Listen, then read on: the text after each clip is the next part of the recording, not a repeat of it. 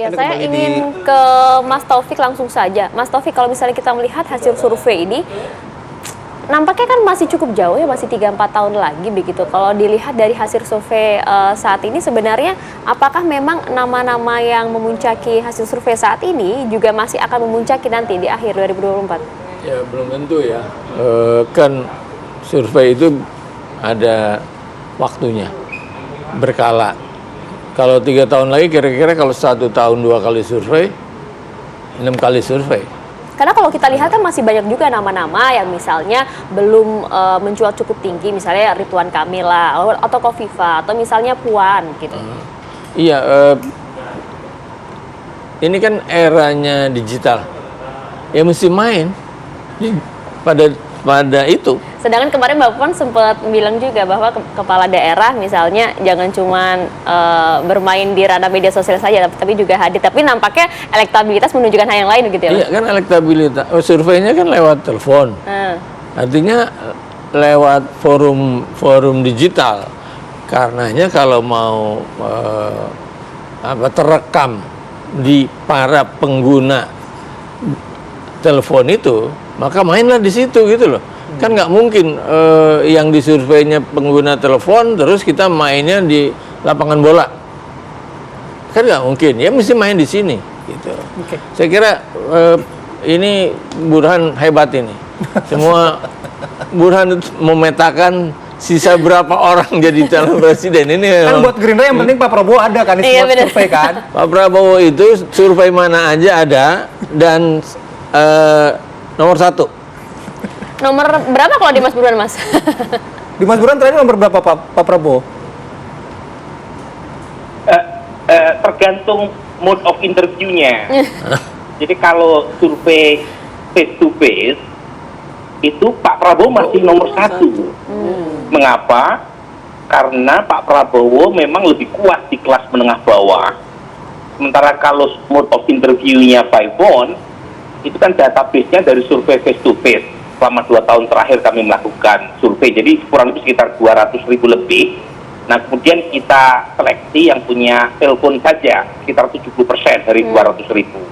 Nah, tentu ada kelemahan. Kelemahannya adalah tidak mewakili 100% dari populasi, karena tidak semuanya orang punya telepon. Tapi kalau kita batasi by phone, memang yang nomor 1 kalau enggak Mas Ganjar, kadang Anies Baswedan, tergantung populasinya.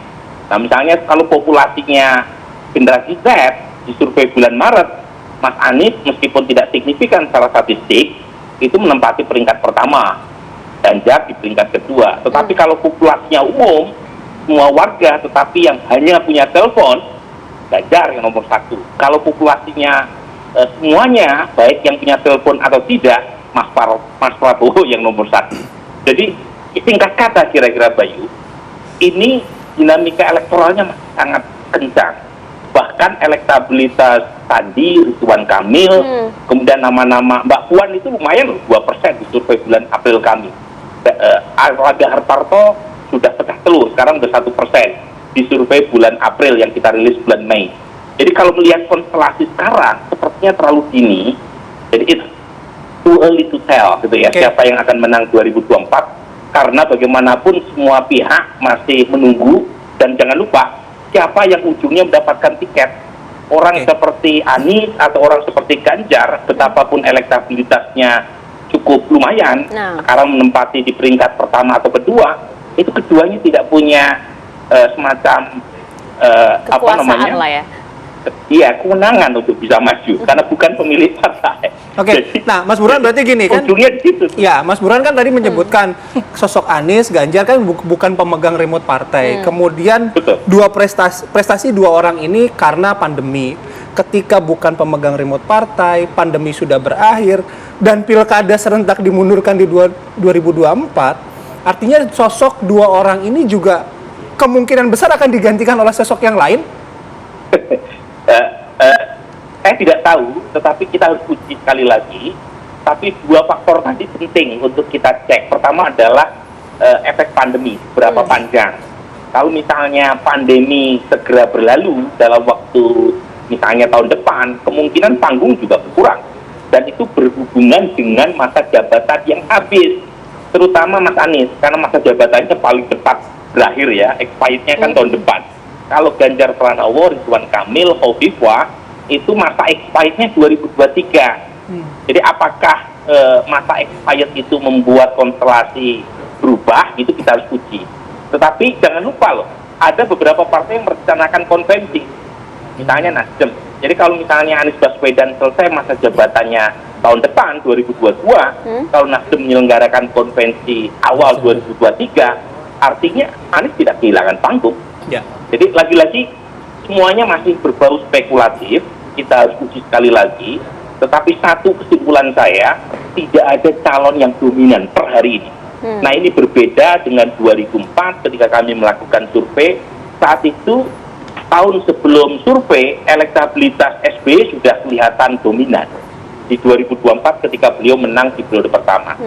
Kemudian di 2013 akhir menjelang 2014 Pak Jokowi ketika elektabilitasnya meningkat itu juga unstoppable.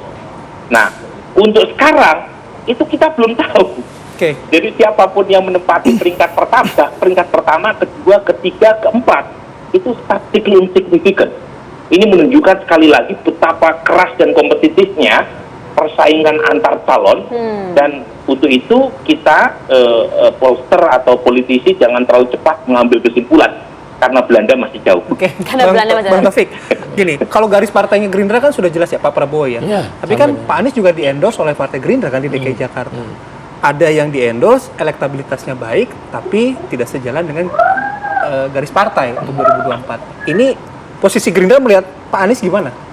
Iya, tadi kan memang semua yang nama-nama yang ada di survei pasti menjadi perhatian kita untuk kita mau bersanding dengan siapa, gitu.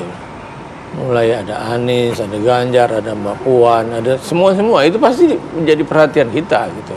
Nah kalau tanya Gerindra sampai dengan hari ini, Gerindra kan seluruh masyarakat Gerindra, seluruh kader Gerindra menghendaki Pak Prabowo calon presiden. Selesai itu. Oke, berarti PR-nya cuma cari calon wakilnya, berarti? Cari wakilnya dong, gitu. Pasti kan Anies dan juga Ganjar memuncaki hasil survei tentu menjadi perebutan berbagai partai. Salah satunya mungkin juga Gerindra. Tapi kalau berbicara tidak hanya survei kan juga ada logistik dari masing-masing partai. Misalnya PDIP, Mbak Puan. Logistiknya kan cukup gemuk, Mas. Oh iya, jadi yang dipertimbangkan itu kan ada survei menjadi bahan pertimbangan. Kemudian koalisi menjadi bahan pertimbangan gitu. Karena ada syarat kan 20% itu. Iya. Kalau nggak ada syarat, semua orang bisa maju gitu. Logistik juga jadi bahan pertimbangan gitu ya. Saya kira tiga-tiga itu harus dipikirkan secara komprehensif oleh partai ketika mau menentukan siapa dengan siapa. Dan ke depan saya berharap bahwa lembaga survei sudah harus memetakan Pak Prabowo, Anies, misalnya Prabowo, Puan. Yang paling pertama disebut tadi Prabowo, Anies ya. Itu coba petakan lawannya siapa nih? Lawan tandingnya siapa gitu loh. Ya PR buat Mas Burhan lah Nanti ya. itu mungkin pekerjaan berikutnya buat Mas Burhan. Oke, Mas Burhan, makasih. Bang Taufik juga terima kasih. Terima kasih, Pak Bang. Nusirwan juga terima Mohon kasih maaf sebelumnya lahir sudah. batin semuanya ya. Sama-sama. Oh iya, sama-sama, Mas. Burhan, Mohon maaf selamat lahir beraktivitas batin. kembali. Assalamualaikum Semuanya. Bang Taufik, semuanya yuk.